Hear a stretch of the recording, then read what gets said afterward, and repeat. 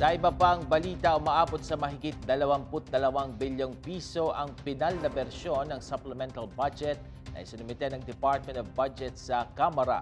Mas mababa ng halos 1 bilyong piso kaysa sa naunang bersyon na kanilang inihain. Ang Makabayan Bloc hindi pabor na ilabas ang naturang bersyon. Alamin natin ang buong detalye sa ulat ni Rema Peñaflor.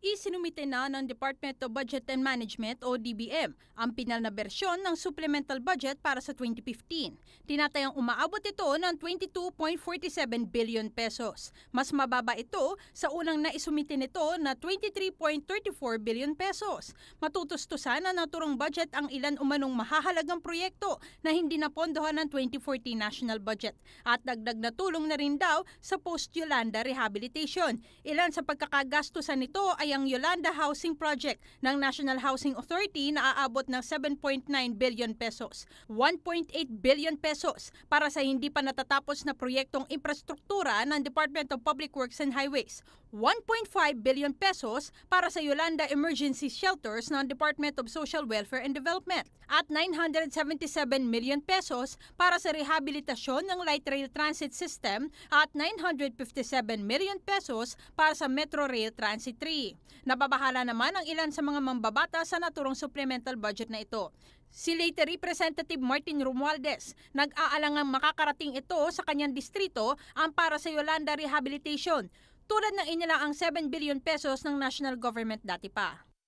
We feel definitely that this is as if we are giving a blank check again in the form of lump sum funds, no? If this is so approved.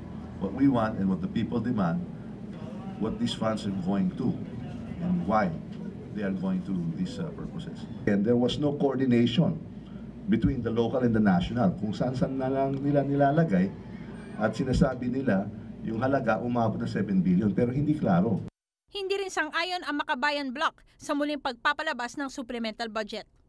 So Congress should not allow itself to be the rubber stamp ng Malacanang by simply approving the supplemental budget, lalo na hindi pa na-account ang 14.6 billion na supplemental budget last year.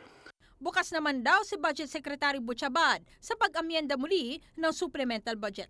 Tinitiyak ng House Committee on Appropriations na kanya ng pinag-aaralan ang ipinapanukalang supplemental budget. Mula dito sa House of Representatives, ito po inyong kaibigan, Rema Peñaflor para sa Newsline.